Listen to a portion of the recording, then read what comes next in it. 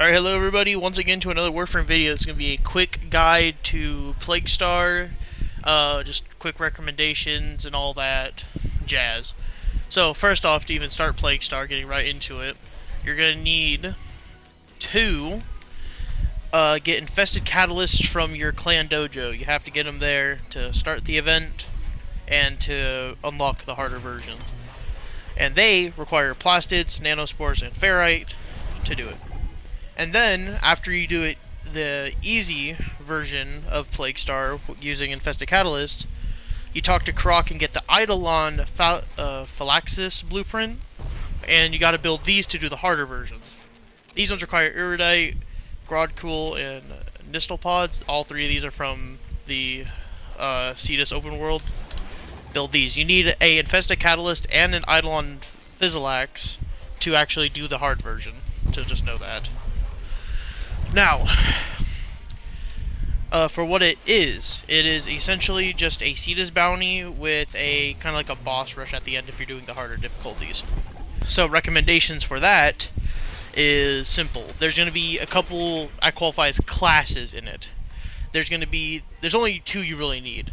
There's the person who's going to kill the bosses, and then there's the people who are going to rush the drone to the location. So you need somebody who can speed buff and somebody who's just a good damage platform. I'm using Titania because of the Dex Pixia Prime can actually do a bunch of damage to the infested boss. But if you don't have Titania and all that, you can use the other class that I call the movement class. I recommend either utilizing one of three frames from what I've seen. You can either use Volt for speed, just rock a bunch of, I think, strength for extra speed. You can use Wisp because of her motes. It's less effective, but it still works, and she also works as like a damage platform a little bit. Or you can use somebody who I don't have and use Nova. Her teleports, as long as you have a bunch of range, can get the drone to the objective really quickly. So if I had to tier it for movement, I would go Nova, Volt, then Wisp. In terms of damage-based warframes to actually kill the boss, I would recommend using Titania. Or somebody who can give you a bunch of just damage, which is, I think maybe Rhino would be good for that. Wisp is also nice because of her attack speed. I haven't seen... Oh yeah, also Mirage. Mirage is also a really good pick. Obviously though, if you don't have those, that's fine. Somebody's bound to bring one. And if not, it just takes a little longer. There's no problem. So at the end of the day, just make sure you're having fun. In terms of weapons, don't mind these. These are all trash. Except for a couple of them. So, weapons, recommend a shotgun with a high pellet count, which could either be the Boar or Comb. There's probably a couple more out there. I don't know if something like the Ceto would work. Maybe not. But yeah, the Boar and the Kuva Comb, I've heard they're really good options. I was using the Boar for a bit whenever I was using Wisp. In terms of secondaries, the Piranha Prime is a pretty good option. Or the Latum is a decent option if you're not going the no crit build. You have to utilize crits because the big boss doesn't take much status damage. Melee is important because of a special mod that you've probably seen other people utilizing. Where is it? Where are you, my precious? The Vastalock. The Vastalock is really good because of a single mod called Shattering Impact. Shattering Impact is really good because if you see here, impact damage reduces enemy armor by 6, and every pellet of the Vastalock is guaranteed impact. So you can easily strip the boss's armor utilizing this. As long as one person brings this, you're golden. If not, you can use the Sarpa with the same thing. It's another gunblade. Or, for me, I have a special case. I'm using the Dewata Prime to armor strip them. Because, even though it takes longer, this will eventually armor strip with the Shattering Impact mod. This is my build, though. So, Dex Pixia, I kind of took this off somebody else's build. It's pretty decent. My Titania Prime, this is my current build with it. I'm utilizing Roar. I know you can use like Zada's Whisper here, or I'm using Nurse on this one, but I just found I think Roar is the most consistent, but that's just me though. Do what you want. And also, Since I'm using her a lot more, I just decided to put a bunch of Archon shards on her. You know, yellow for its casting speed and a bunch of just strength. This is probably not the most optimal, but I'm not smart, so eh. Okay, we've already spent 6 minutes. That's pretty much the build. I'm using the Duriga because why not? Duriga's pretty nice. As Arc Gun, I'm using Larkspur, but mainly I'm utilizing the Arc Spur on the Necromech because this is just the easiest route. I'll show you when I do it. When there's a part in this where you have to defend like a terminal, and I just like utilizing this with the Larkspur because the Larkspur can just kill the fodder enemies really quickly. So that's pretty much it for the build, though. It doesn't matter what you bring in terms of operator unless you're trying to min-max. So I'm just upgrading my operator utilizing Yunaru or all that. You're gonna fast travel to Konzu and Saya. Even though it says infestation down here, this just gives you a description of what it is. You actually just want to go to bounties and start it.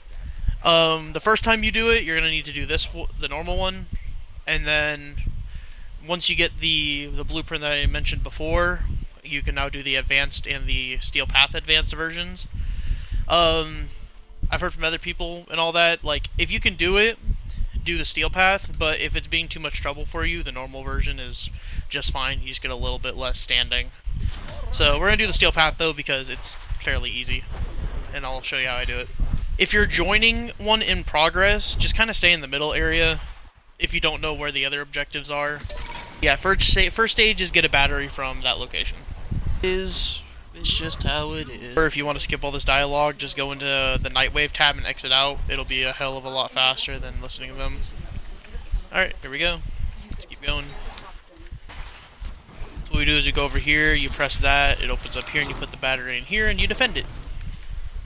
So, summon our Necromech, and this is where the no-brainer technique falls into play. Also, sometimes if you get this one, there's a chance for the enemies to just not spawn or reduce their enemy spawns by a lot. Take those where you can get them, because sometimes they just keep summoning them again and again, and it just gets kind of annoying.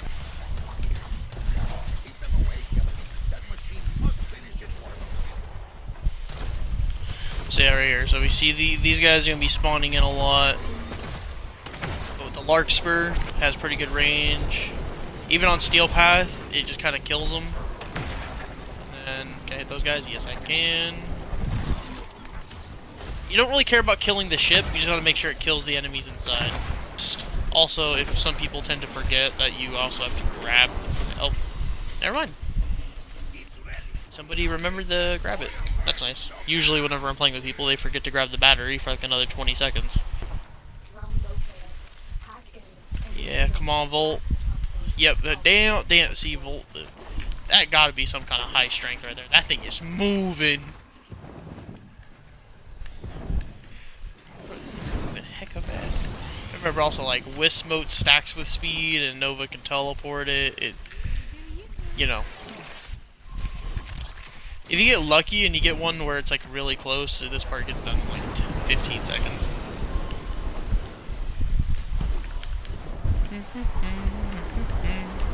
Imagine running Empower on Volt just to make your speed stronger. That would be so interesting. Would not be good, but it would. Boost the strength. Alright, now we're on the last stage. It's just kill things. There's a very important step here. One, the infested purge only goes up if you kill infested enemies. And soon, as we're gonna see, shoot them out. Shoot them out.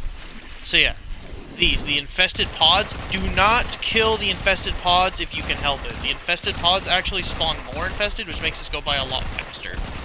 See, it's just summoning a bunch of them, and we need them to progress. Unlike our Gyre, who doesn't seem to get the memo. Which kind of sucks, because it means it's going to be a little longer. Sometimes you get lucky with the pods respawning really fast, but sometimes it can take absolutely forever. So don't ever just rely on that. Alright. Somebody armor strip you already? Yep, somebody brought it. Somebody brought the Vastalok.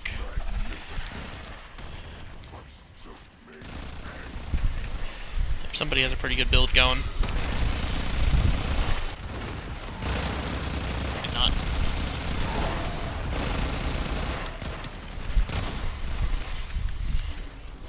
What's everybody else using?